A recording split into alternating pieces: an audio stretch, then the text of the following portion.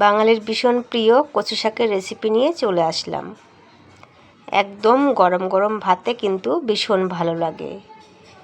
দেখো কতটা লোভনীয় লাগছে। সম্পূর্ণ ভিডিওটি দেখবে, আশা করি পুরোটা বুঝতে পারবে, স্কিপ করবে না। তা আমি কিন্তু এখানে অনেকটা পরিমাণে কচু শাক নিয়েছি।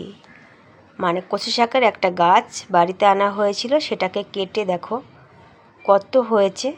ভেতরে যে নিচের অংশটা থাকে সাদা, ওটাও কিন্তু দিয়ে দিয়েছি। ওটা দিলে কিন্তু কচুটা একটু আঠালো হয় শাকটা রান্না করার পরে, বেশ খেতেও কিন্তু ভীষণ ভালো লাগে। দেখো বড় একটা কড়াই নিয়েছি, তাও কিন্তু এখানে টাপে টাপে হয়ে যাবে অনেকটা কচু শাক। বন্ধুরা নতুন হয়ে থাকলে আমার চ্যানেলটি সাবস্ক্রাইব করে দিয়ে পাশে থাকা বেল আইকনটি প্রেস করে দিও। তাতে করে যখনই আমি নতুন কোনো ভিডিও আপলোড করব সবার আগে তোমার কাছে পৌঁছে যাবে। এখানে কিন্তু একটু নুন দিয়ে আমি সিদ্ধ বসিয়ে দিচ্ছি কচু শাকটা। বেশ 15 থেকে 20 মিনিট কিন্তু সিদ্ধ হওয়ার জন্য লাগবে। তারপরে দেখো কতগুলো চিংড়ি মাছ নিয়েছি। আমার কিন্তু কচু শাকটা সিদ্ধ হয়ে গেছে, নামিয়ে নিয়েছি। চিংড়ি মাছগুলো একটা কড়াতে মাছ ভাজা হয়েছিল, কড়াটাই কিন্তু ভেজে নিচ্ছি। তেলের কিন্তু খুব প্রয়োজন নেই। চিংড়ি মাছটা ভালো করে ভেজে নেব। আর পুরনোদের বলে দিই অনেক অনেক ধন্যবাদ এইভাবে আমার পাশে থাকার জন্য এবং সাথে থাকার জন্য।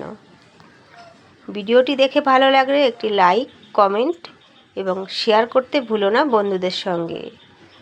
চিংড়ি মাছটা ভেজে নামিয়ে নিয়েছি। এবার কিন্তু কড়াতে বেশ অনেকটা তেল দিয়ে দিলাম। কচু শাকে কিন্তু একটু তেলটা বেশি লাগে, তাহলে কিন্তু কচু শাকের যে টেস্ট ওটা কিন্তু ভীষণ ভালো হয়। তা আমি কিন্তু বেশ পরিমাণে তেল দিয়েছি। তার সঙ্গে অনেকগুলো শুকনো লঙ্কা, তেজপাতা আর সাদা জিরে দিয়ে বেশ ফোড়নটা বেশ জমিয়ে নিচ্ছি। ফোড়নটা যখন একদম ভাজা হয়ে যাবে, বেশ সুন্দর একটা ফ্লেভার বেরোবে, তখন কিন্তু আমি কচু শাকটা সিদ্ধ করে রাখা ওটা কিন্তু দিয়ে দেব। শাকটা এত ভালো যে সিদ্ধটাও কিন্তু ভীষণ ভালো হয়েছে। আর রান্নার পরে কিন্তু কচু শাকটা খেতে খুব ভালো হয়েছিল। এইভাবে ভালো লাগলে কারো কচু শাক অবশ্যই রান্না করে খেতে পারো। নিঃসন্দেহে বলতে পারি একদমই গলা কুটকুট করবে না। অনেকে কিন্তু ভীষণ ভয় পায় কচু শাক খেতে। তো এখানে আমার কিন্তু কচু শাকটা তুলে দেওয়া হয়ে গেছে। পরিমাণ মতো হলুদ দিয়ে দেব, আর কিন্তু দিয়ে দেব নুন। আমি সিদ্ধ করার সময় নুন দিয়েছিলাম, সেটা মাথায় রেখেই কিন্তু এখানে নুনটা মেশাতে হবে। এবার কিন্তু কচু শাকটা অনেক টাইম ধরে কিন্তু রান্না করতে হবে। কিছু কিছু জিনিস আছে বেশ টাইম ধরেই রান্না করতে হয়, না হলে কিন্তু জিনিসটা খেতে একদমই ভালো লাগে না। এই কচু শাকের গায়ে একদম জল থাকবে না, সেই অবস্থাতে কিন্তু শাকটা নামাতে হবে, তাহলে কিন্তু শাক খেতে বেশি টেস্ট হবে। এখানে কিন্তু বেশ অনেকগুলো কাঁচা লঙ্কা দিয়ে দিলাম। কচুর শাকে কিন্তু একটু ঝাল ঝাল হলে বেশি ভালো লাগে।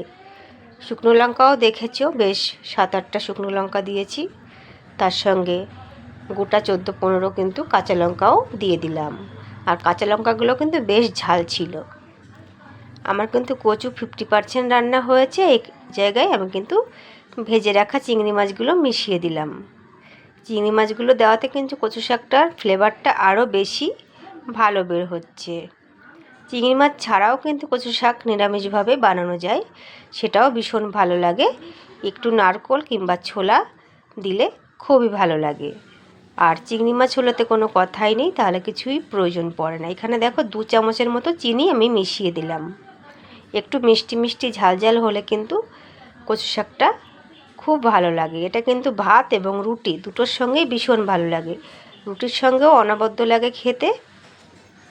গরম গরম ভাত হলে তো কোনো কথাই নেই।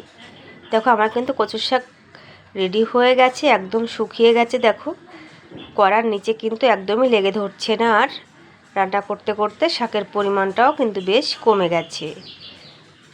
একদম তেলতেলা হয়ে গেছে। কচু শাকটা কড়াতে একদমই লাগছে না, কড়ার থেকে পুরোপুরি ছেড়ে দিয়েছে। এখন মনে করতে হবে কচু শাকটা রান্না হয়ে গেছে। চিংড়ি মাছগুলো কিন্তু বেশ বড় বড় ছিল। ভিডিওটি কেমন লাগলো অবশ্যই কমেন্ট করে জানাতে ভুলো না।